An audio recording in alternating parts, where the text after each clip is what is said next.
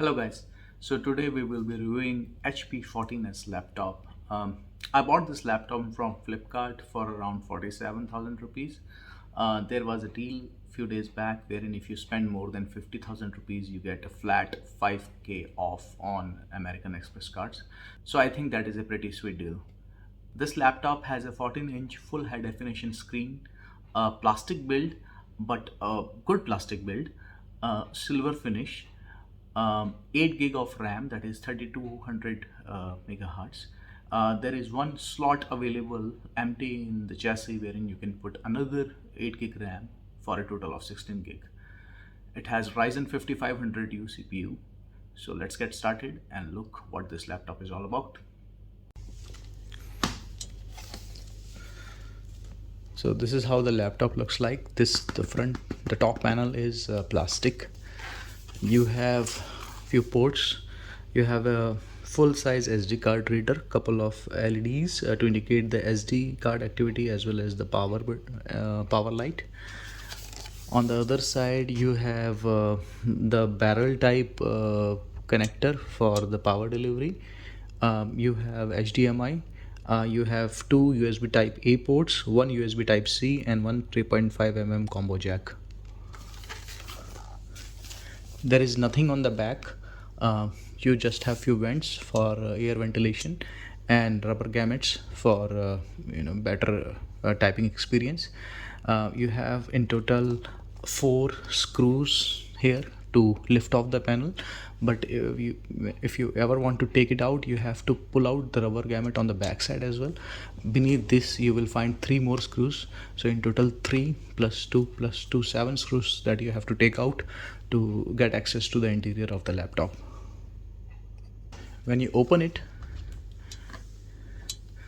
this part around the keyboard area is not plastic, it is metallic. The keypad is good. The keys are big and well spaced out, so it is relatively very good to type on. The trackpad, however, is on a smaller side, and probably because the keypad sizes are a little bigger than usual. The screen is 14-inch, full high definition, 60 Hz. So this is not the top of the line screen with 2.5K display or 100% sRGB gamut, just like Mi Notebook Ultra or Pro, but it is a regular screen. So this is the trackpad. As you can see, the keys have a relatively large amount of space between them, so it's easier to type on. The keys have good bit of travel as well, so when you press them you get a good feedback, and it's very good to type on as well.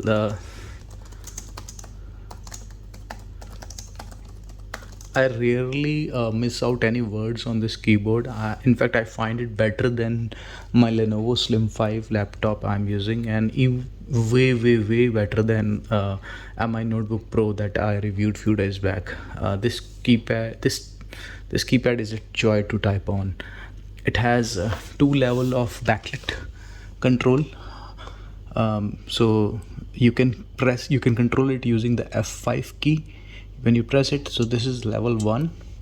When you press it again, it goes off completely. Again, this is the level 2. So this is how you can cycle between the keypad backlit lighting. Alright, so this is the trackpad. It is relatively small in comparison to other 14-inch laptops, way smaller than the Mi Notebook Pro laptop that I reviewed a few days earlier. Now personally it is not a problem with me because I'm a mouse guy. I use mouse almost all the time with even with my laptops. I very rarely use the trackpad. So whenever I am mobile or I'm sitting in a meeting or something, I might use my trackpad, but otherwise I'm using the mobile. So it depends upon you how often do you use the trackpad. If trackpad is something that is very essential for you, I will say maybe give this laptop a skip and maybe go for Mi Notebook Pro or any other solution. But if you are like me, you use the trackpad but bare minimum and use the mouse most of the times, then yes, this is a laptop for you, because the keyboard is absolute joy to work on, that I'm telling you for sure. So let's have a look at the BIOS options available with the laptop. Again, this is not a gaming laptop. It is a very budget oriented laptop, so I'm expecting bare minimum BIOS options in this laptop. But anyways, let's see. So let me enter the BIOS setup.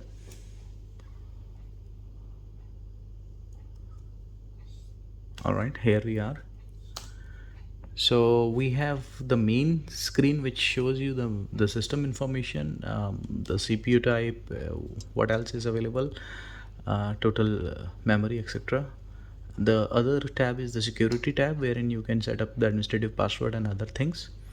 You have the configuration, virtualization and everything.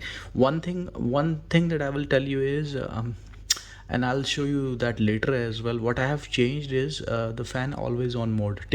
From factory it is on disabled, though that means if only the laptop thinks that that the processor requires some more cooling, the fan will ramp up or it will even start.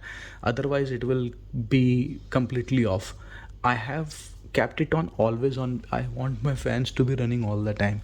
What happens is, suppose if you're running a benchmark or doing some compilation of a code, the laptop, the processor will heat up.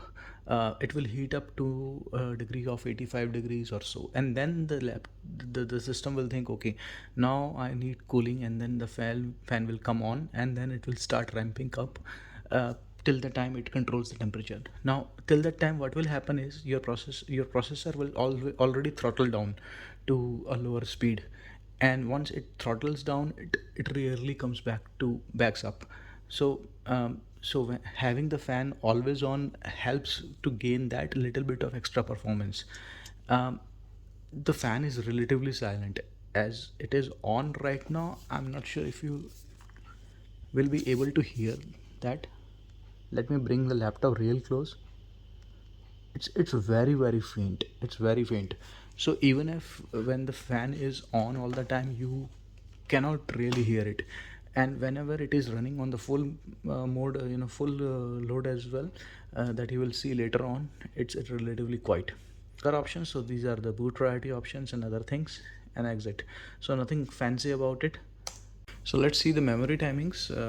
So we have a single DIMM slot in the laptop, which is by the way removable as well. So if you want to take it out and replace it with some better spec memory, you can do that. However, these are the specs of the RAM. The cache latency is 22, 22, 22, 22, which is pretty okay.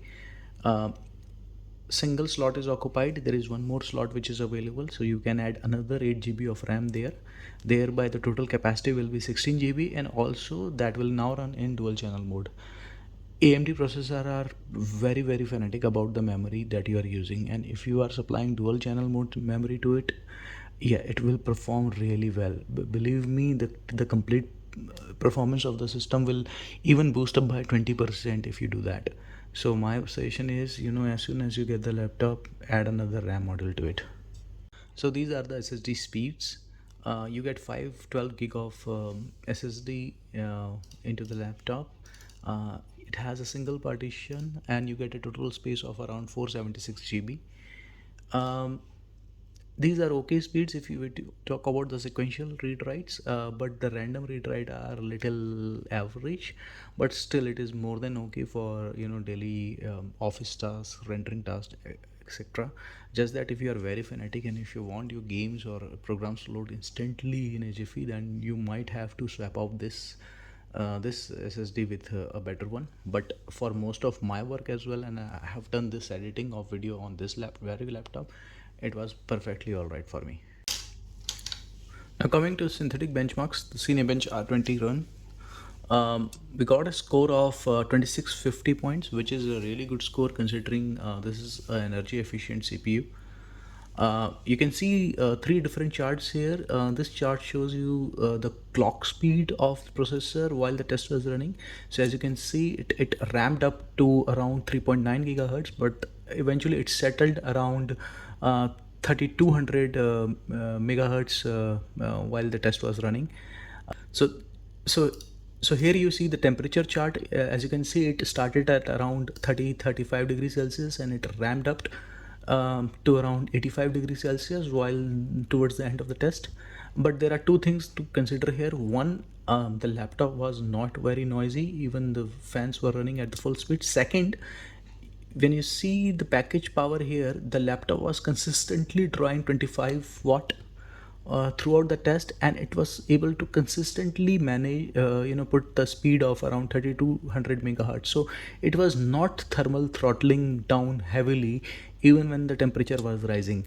And one must know that the Ryzen CPUs are designed to withstand a thermal of upwards of 105 degrees Celsius. So 85 degrees Celsius in that regards is very, very safe. And the final score was 2650 points in Cinebench R20. That is again very awesome compared to the competition in the market. I ran this test multiple times to get a median of the scores. It was around 2400 points, which was again very good. Now coming to the display, this display is pretty usual, nothing fancy about it, not like the 2.5K display that you get on the MI Notebook Ultra, but it is a very capable display. It is a full high definition IPS screen. The peak nit is 250, which might be a downside for most of the people who work outside, work in a cafe, maybe move around in campus, because that might not show you the correct content in a brighter sunlight.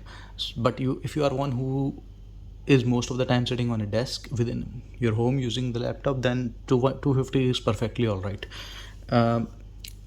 It has 45 degree NTSC color gamut coverage, and 157 ppi is the pixel density for the screen.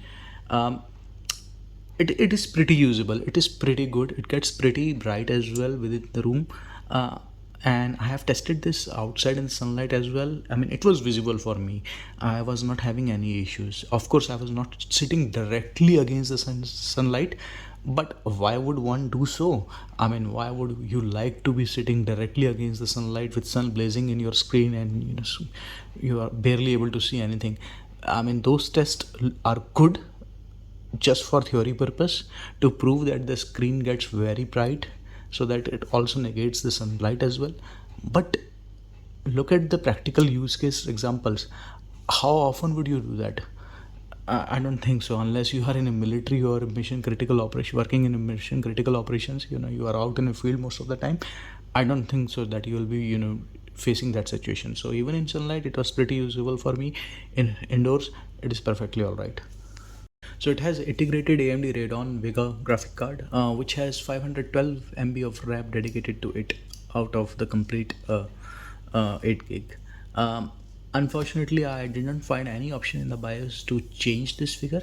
I would have loved to change it to 1 gig, but if I find anything later, I will put in the description. I tried in the AMD Radeon software as well. I did not find that option to change it there as well. One thing that I can say a little negative about this is it has only Wi-Fi 5 support, no Wi-Fi 6, and also the Bluetooth version is 4.2, not even 5. So that is a little downside from me. It has a Realtek 8821C chipset that takes care of the Wi-Fi as well as the Bluetooth. Again, it depends upon your use case. If you have a connection which is ultra fast, like 1 gig or something, or even more than 500 Mbps up down, then yes, you might benefit with Wi-Fi 6. But with Wi-Fi 5, you are pretty good up to 250 or even 300 Mbps connections.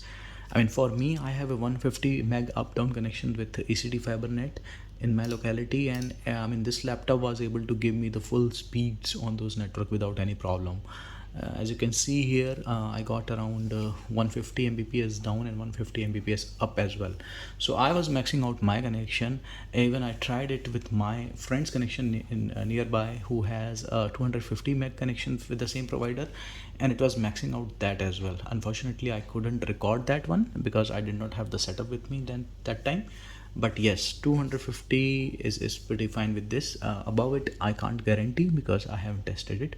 Bluetooth connection. So yes, I have used few Bluetooth devices with this laptop, my OnePlus Buds Pro and Samsung Galaxy Buds Plus. Both were fine. There was no hissing or anything like that.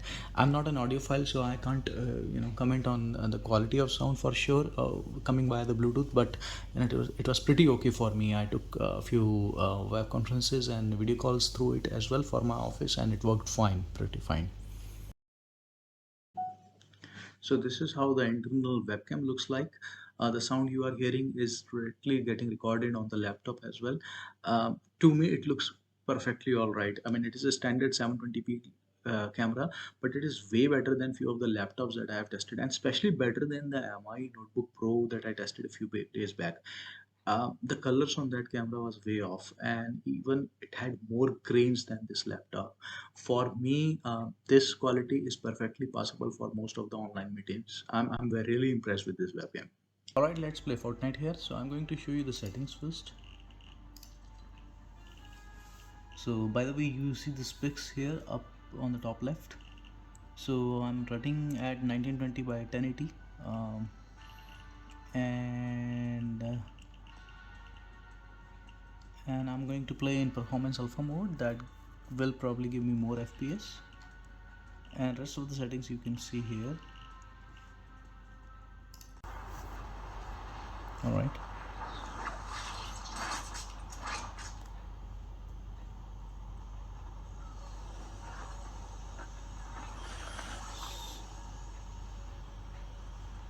so as you can see, we are getting around 100 FPS.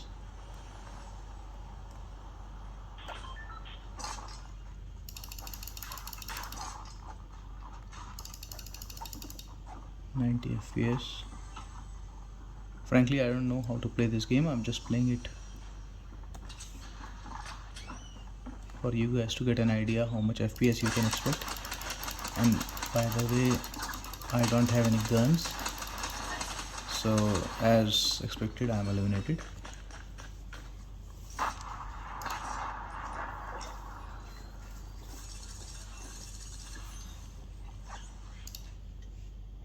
So let me find a new game because that was pretty short.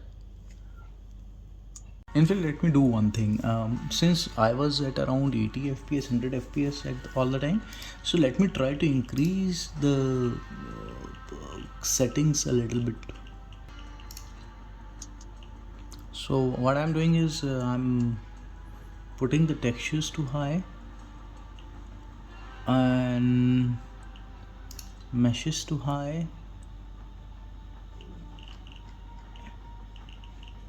Let's see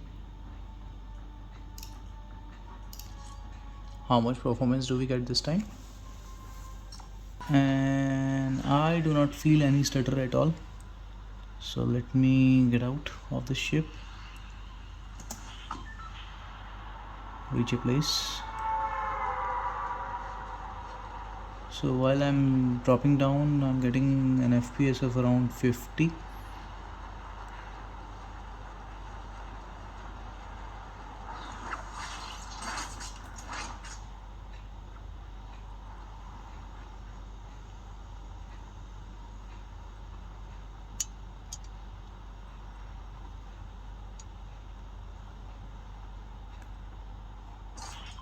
Okay, here we are. So even now you can see the FPS is more than 120, which is pretty good in my opinion.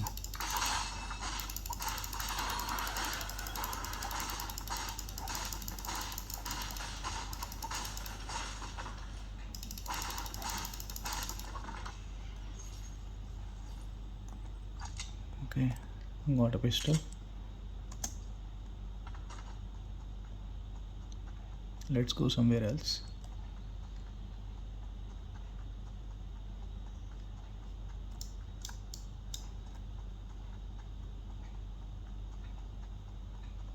I mean, the FPS is pretty playable. I mean, there is no problem at all with this.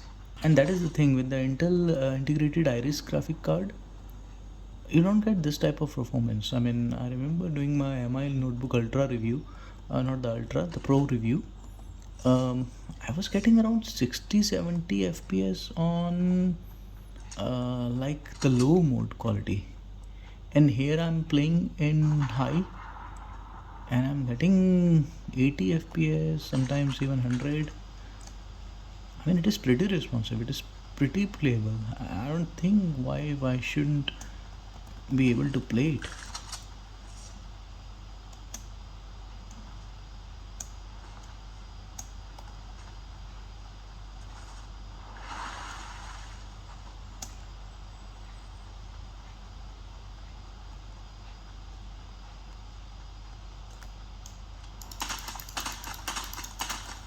I mean, even when shooting around,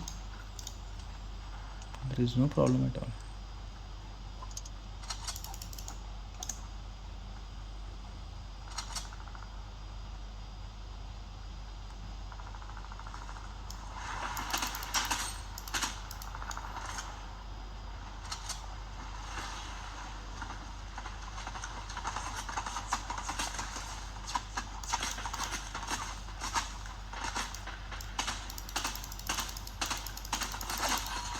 Alright, that's it for me, but you got the idea.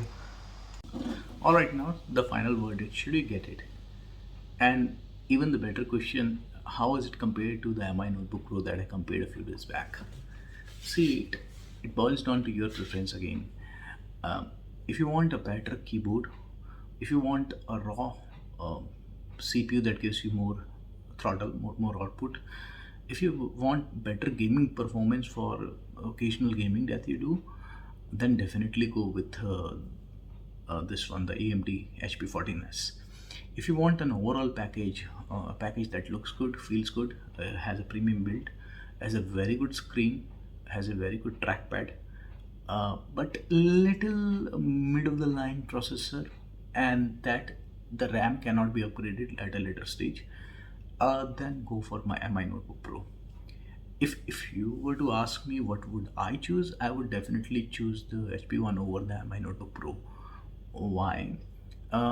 See, the screen difference is not huge that will bother me. I mean, I don't consider myself as a content creator, but for the purpose of shooting this video, editing this video on the laptop and showing it to you guys, I mean, this screen is perfectly fine for me. Even the games, occasional gamings that one might tend to do, will perform better on the HP one because of the integrated VEGA graphic card. And that you can later on upgrade the RAM to dual channel 16 gig as well, so that is an added advantage. The build quality is lower than the MI Notebook Pro, but it is not pathetic at all. It is very good plastic. So yes guys, I hope you like the video, you like the content and the efforts that we are putting in. So if so, please like this video, subscribe to the channel, and we will see you in the next one. Thank you.